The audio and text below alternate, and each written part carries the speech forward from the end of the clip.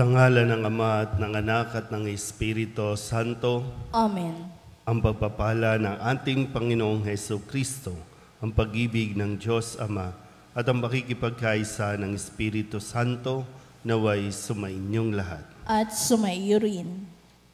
Mga kapatid, tinipon tayo bilang mga kaanib na angkan ng Diyos. Kaya dumulog tayo sa maawain Panginoong nagpapatawad ng lubos. Sinugong tagapagpagaling sa mga nagsisisi, Panginoon, kaawaan mo kami. Panginoon, kaawaan mo kami. Dumating na tagapaganyayang mga makasalanay magsisi, Kristo, kaawaan mo kami. Kristo, kaawaan mo kami. Nakaluklok ka sa kanan ng Diyos Ama para ipamagitan kami. Panginoon, kaawaan mo kami. Panginoon, kaawaan mo kami. Kaawaan tayo ng makapangyarihang Diyos, patawarin tayo sa ating mga kasalanan at patnubayan tayo sa buhay na walang hanggan. Amen. Manalangin tayo. Ama naming makapangyarihan, kami naway magkaroon ng pitagan at pagmamahal para aming magawang sambahin ang ngalan mo. Sapagkat sa mga pinatatatag sa iyong pag-ibig, ikaw ay walang pinababayaang masadlak sa ligalig. Iniluluhog namin ito sa pamagitan ni Jesucristo, kasama ng Espiritu Santo, magpasawalang hanggan. Amen. Umupo ang lahat.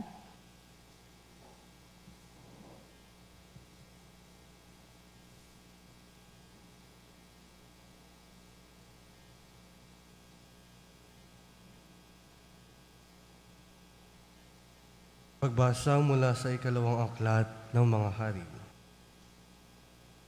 Si Joaquin ay 18 taon nang maghari sa Jerusalem, at ito ay tumagal ng 3 buwan. Ang kanyang ina ay si Nahustan, na anak na Elnatan ng Jerusalem. Si Joaquin ay hindi naging kalugod-lugod sa Panginoon, pagkat tinularan niya ang kasamaan ng kanyang ama. Nang panahong iyon, ang Jerusalem ay kinubkob ng mga kawal ni Haring Nabucodonosor. Samantalang ang mga kawal ng Babylonia ay nakapaligid sa lungsod. Nang dumating ang Haring Nabucodonosor, nang magkagayon, tumuko sa kanya si Haring Joaquin, pati ang ina nito, mga katulong, mga pinuno, at lahat ng tauhan ng palasyo. Binihag sila ni Nabucodonosor noong 8 taon ng kanyang paghahari. Sinamsampan niya ang lahat ng kayamanan sa palasyo at sa templo. At tulad ng pinagpauna ng Panginoon, pinasira niya ang mga kagamitang ginto na ipinagawa ni Solomon sa templo. Tinangay niya ang lahat ng taga-Jerusalem, mga pinuno, mga kawal, mga dalubhasa at mga panday. Lahat-lahat ay umabot ng 10,000. Wala silang itinira, liban sa pinakamahihirap. Tinangay niya sa Babylonia si Joaquin, ang ina nito, mga asawa, mga pinuno at ang lahat ng pangunahing mamamayan sa Jerusalem. Tinangay rin niya ang mga 7,000 kawal at mga 1,000 dalubhasa at mga panday na pawang matitipuno, tangkop maging mandirigma.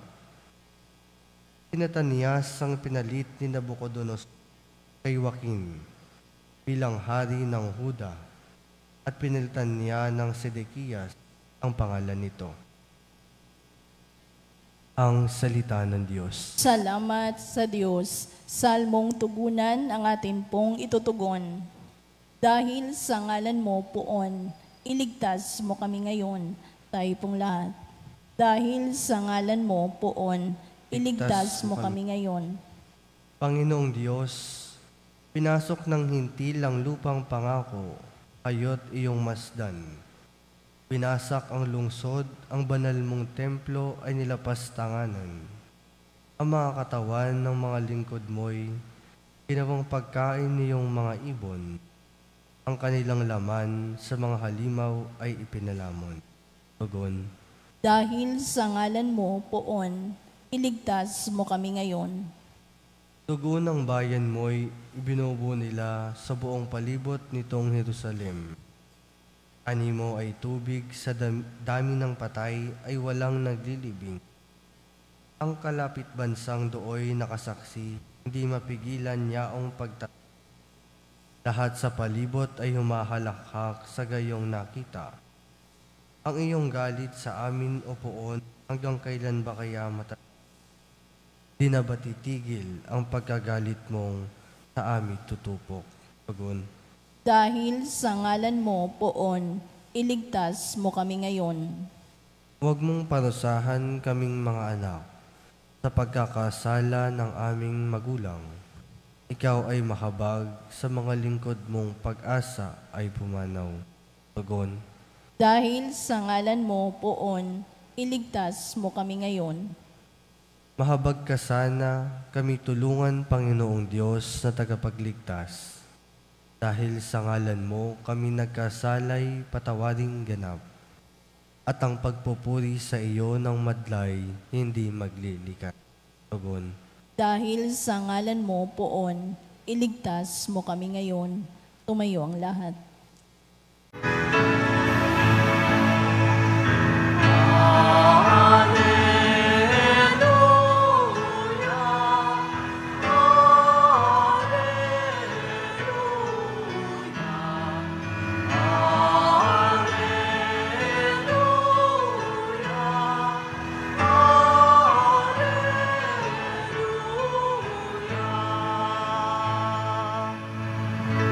Sa daigdig ay laganap, liwanag na sumisikat, salitang buhay ng lahat.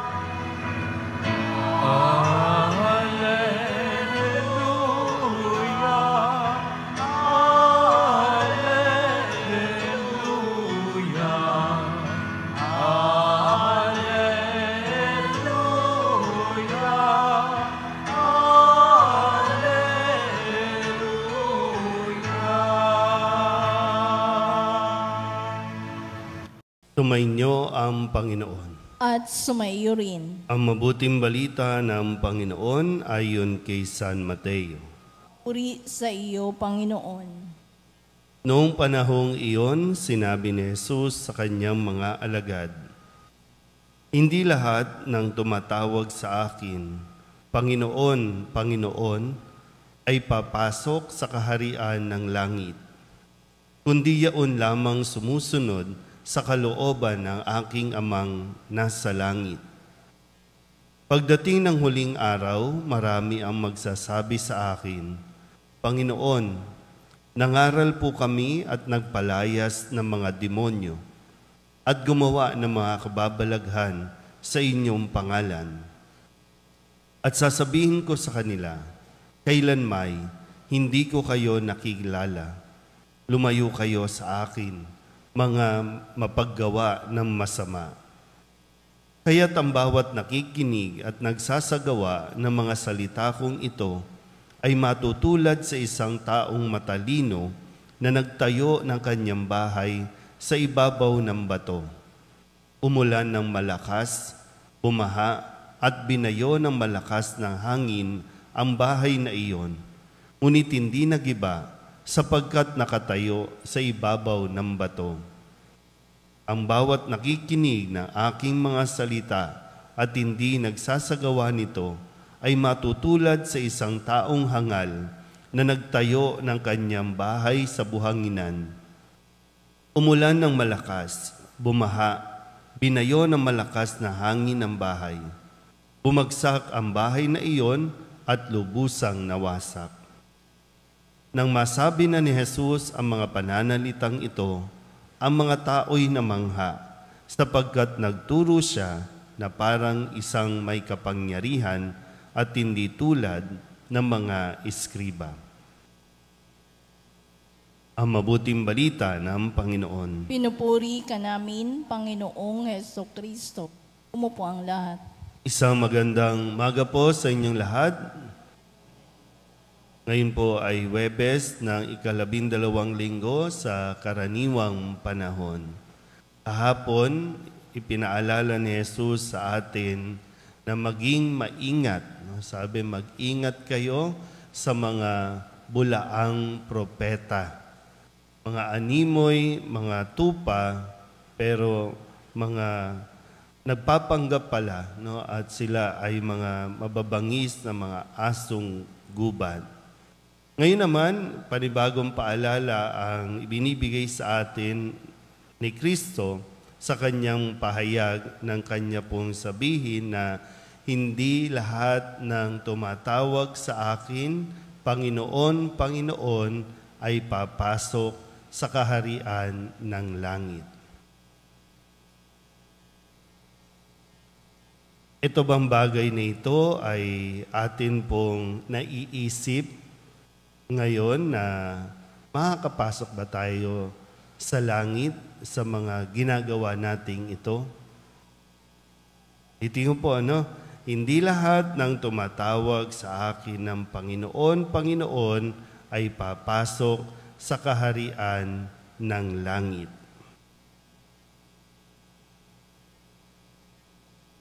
Hindi lahat ng nagpupunta ng simbahan ay matik na sa langit. Hindi lahat na miyembro ng organisasyon ng simbahan papasok ng langit. Hindi rin lahat ng pari automatic ay sa langit. Kasi lahat tayo sumisigaw ng Panginoon, Panginoon. Pero kapag sumisigaw ba tayo at nagdarasal ng Panginoon, Panginoon, ay dahil talagang pinupuri natin at kinikilala natin ang Panginoon o may hiningi lang tayo? Hindi magiging basihan, bagamat malaking tulong na tayo po ay laging nagsisimba, laging nagdarasal, anuman ang mga nobinaryo na memorize na natin, rosary, hindi po yan ang magiging basihan kung tayo po ay makakapasok sa langit. Kundi yan din ay isang malaking tulong para tayo po magabayan patungo sa langit. Marami na pong lektor sa impyerno. Marami na pong MBG sa impyerno. Marami na rin sigurong pari sa impyerno. Ano ba mga kinabibilang? Mga lay minister. Maraming lay minister sa impyerno. Ano pa ba mga organisasyon natin dito? Pero ito po ay paalala lang sa atin. No? Kasi baka masayang, mabaliwala itong ginagawa natin na araw-araw tayong nasa simbahan, pero baka hindi tayo makarating sa langit. So paano tayo makakarating sa langit? Ang magiging pinakabasihan ay kung tayo ba ay may natututunan sa mga utos o mga aral ni Jesus. Kaya nga sabi niya dito, yaon lamang mga nakikinig at hindi lang basta nakinig, nagsasagawa o nagsasabuhay ng mga kautusan. Halimbawa na sa isang kautusan, ano bang mga pinakakilala nating kautusan? May mga nagsiserve sa simbahan, pero hindi naman kasal. May mga nagsiserve sa simbahan, pero may mga kinakasamang iba. May mga nagsiserve sa simbahan, pero nakikikorrupt naman, nagnanakaw naman. Maraming nagdarasal, pero mga magnanakaw din. So, hindi nagtutugma. So, sa ating ebanghelyo ngayon, pinapaalala ito, dito natin makikita at masusuri kung tayo ba ay mapupunta sa langit. Kasi isang araw, yan, mayroon tayong dalawang kapatid na ipinagdarasal. Dalawa na ba yung picture? Nasa langit kaya sila? hindi natin masasagot. Pero ipinagdarasal natin na nawa mapatawad sila sa kanilang mga kasalanan. Pero tayo ngayon, mga buhay pa tayo, alam pa natin yung ating ginagawa. Alam natin kung may mali, alam natin kung may tama tayong ginagawa sa buhay na ito. Pero isang araw, mamamatay at mamamatay din tayo. At saan tayo pupunta? Sa tingin niyo, saan sila pupunta? Pag ikaw, i-picture ka na lang, sa tingin mo, saan ka mapupunta pagtapos ng buhay dito? Kailangan din natin iniisip yan. Kasi sinasabi na nga ni Kristo,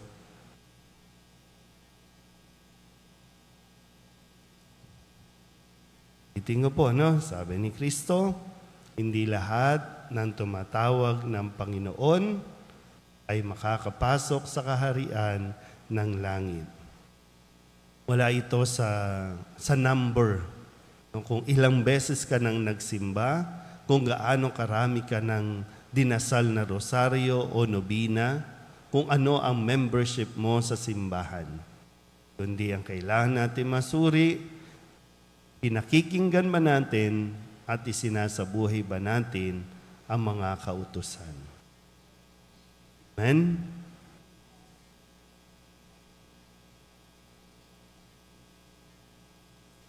May pananalig tayong kumapit sa Ebanghelyo na naghihikayat sa ating itatag ang espiritual na tahanan sa kalooban ng Diyos. Manalangin tayo ngayon sa Ama. Ang ating itutugon, Ama, patatagin mo kami sa iyong salita. Ama, patatagin mo kami sa iyong salita.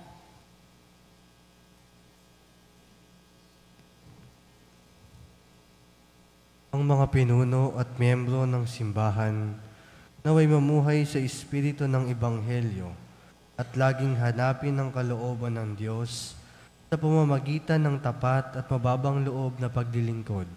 Manalangin tayo sa Panginoon. Ama, patatagin mo kami sa iyong salita.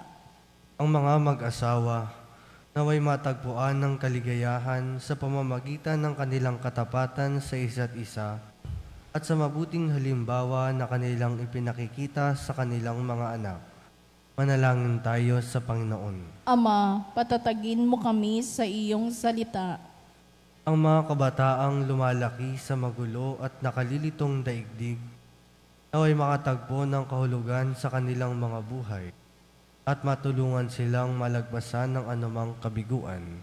Manalangin tayo sa Panginoon. Ama, patatagin mo kami sa iyong salita. Ang mga may sakit na nagdurusa sa masamang pangangatawan, naway makaranas ng mapagmahal na kabutihan, mapagkalingang presensya, at mapagpagaling na kapayapaan ni Kristo. Manalangin tayo sa Panginoon. Ama, patatagin mo kami sa iyong salita.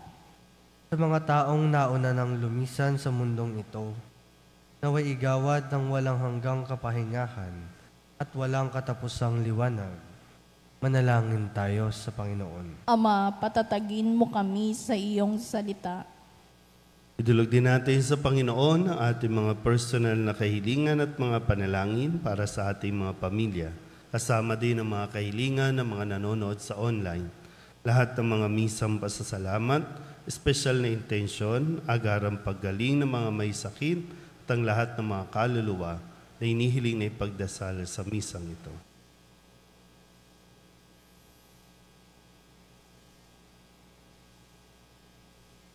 Ang lahat ng ito inihiling namin sa ngalan ni Kristong aming Panginoon. Amen. Umupo ang lahat.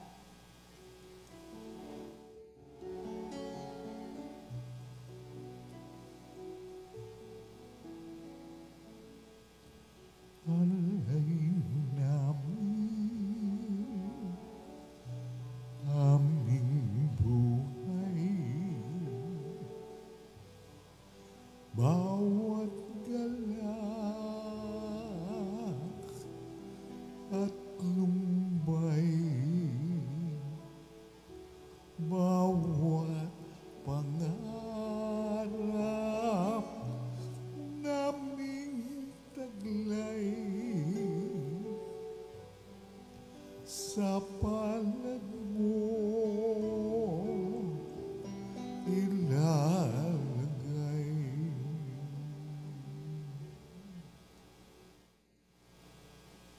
Manalangin kayo mga kapatid upang paghahain natin ang kalugdan ng Diyos sa mga makapangyarihan.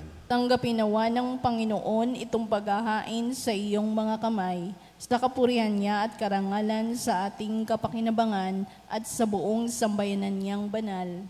Ama naming lumikha, tanggapin mo ang aming paghahain ng papuri sa iyong kabutihan sa amin. Sa dulot nawa nitong kadalisayan, kami naway makapag-alay ng iyong kinalulugdan sa pamamagitan ni Jesucristo, kasama ng Espiritu Santo, magpasawalang hanggan. Amen. Sumainyo ang Panginoon. At sumaiyo rin. Itaas sa Diyos ang inyong puso at diwa. Itinaas na namin sa Panginoon. Pasalamatan natin ang Panginoong ating Diyos. Marapat na siya ay pasalamatan. Ama naming makapangyarihan, tunay ngang marapat na ikaw ay aming pasalamatan. Ikinalugod mong likain ang sanlibutan na iyong pinagbabago at idinarangal sa pamamagitan ng iyong anak na kinalulugdan, kaya't utang na loob ng iyong mga itinatangi at ng mga banal na kapiling mong lagi ang iyong paggiliw at pagkakandili. Kaya kaysa ng mga anghel na nagsisiawit ng papuri sa iyo nang walang humpay sa kalangitan, kami nagbubunyi sa iyong kadakilaan.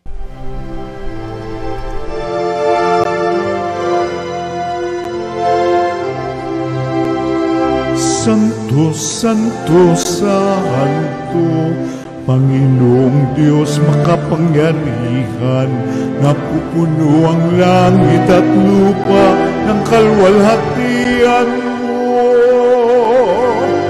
Hosana sa kaitaasan, pinagpalang na paririto sa ngalan ng Panginoon. Hosana sa kaitaasan.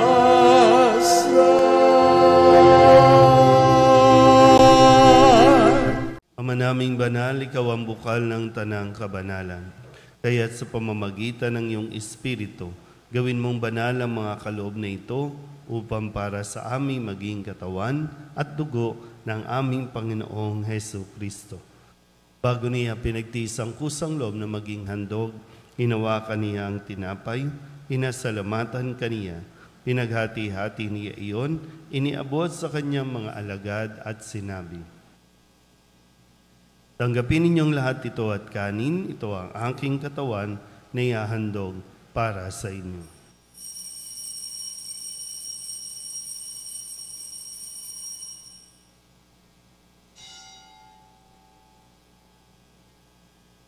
Hindi naman nang matapos ang hapunan, hinawakan niya ang kalis, muli kaniyang pinasalamatan.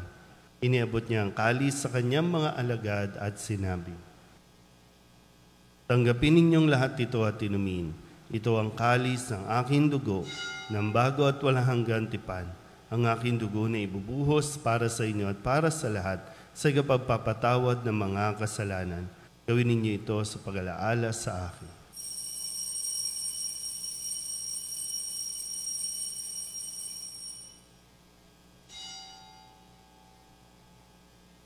Ipagbunyi natin ang misteryo ng pananampalataya. Si Kristo'y namatay, si Kristo'y nabuhay, si Kristo'y babalik sa wakas ng panahon.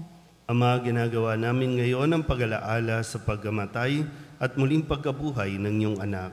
Kaya tiniaalay namin sa iyo ang tinapay na nagbibigay buhay at ang kalis na nagkakaloob ng kaligtasan.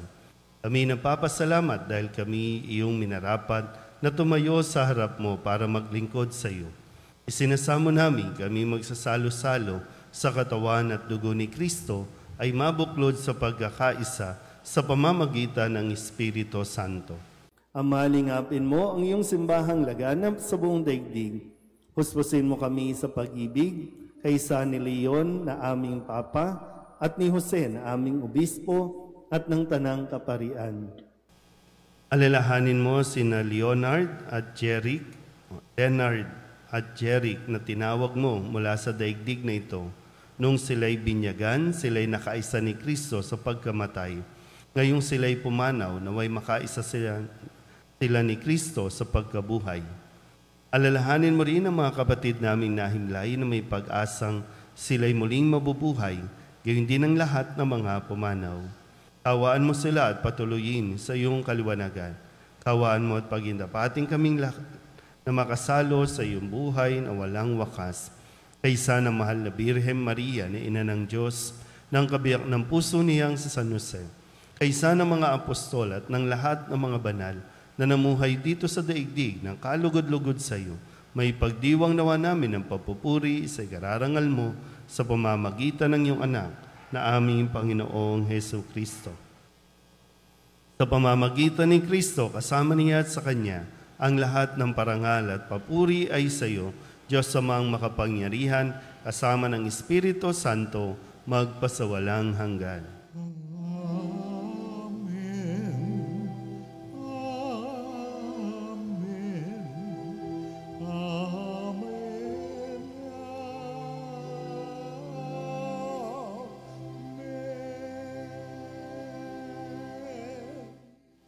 Sa tagubili ng manakagagaling na utos at turo ni Jesus sa Panginoon natin at Diyos, ipahayag natin ng lakas loob.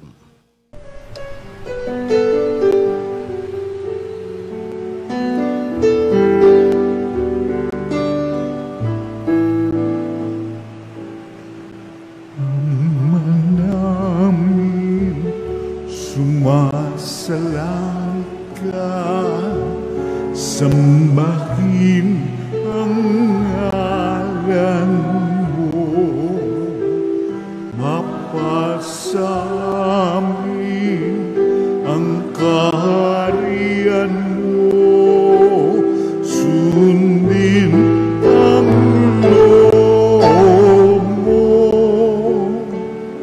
dito sa lupa para ng sa langit. Bigyan mo po kami ngayon ng aming kakanin sa araw-araw at patawarin mo kami sa aming mga sala, para ng pagpapatawan namin sa nagkakasala sa amin, at huwag mo kaming ibang dulot sa tukso, at yadya mo kami sa lahat ng masama.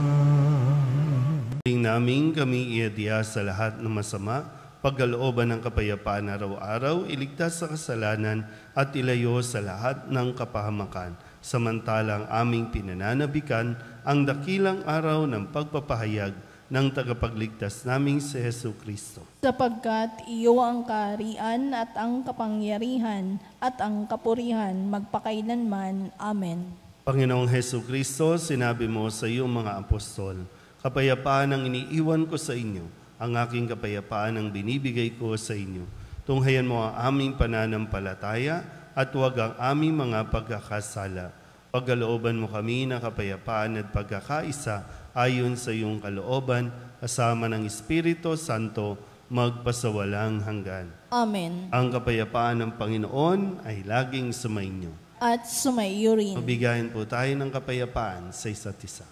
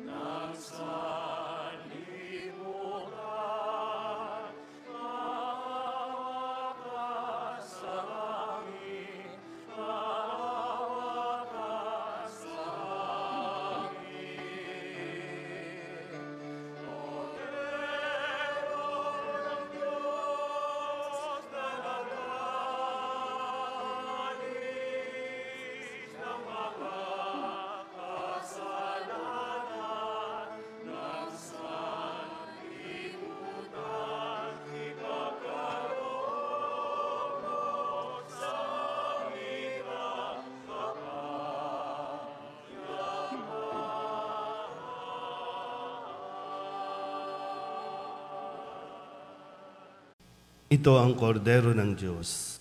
Ito ang nag-aalis ng kasalanan ng sanlibutan.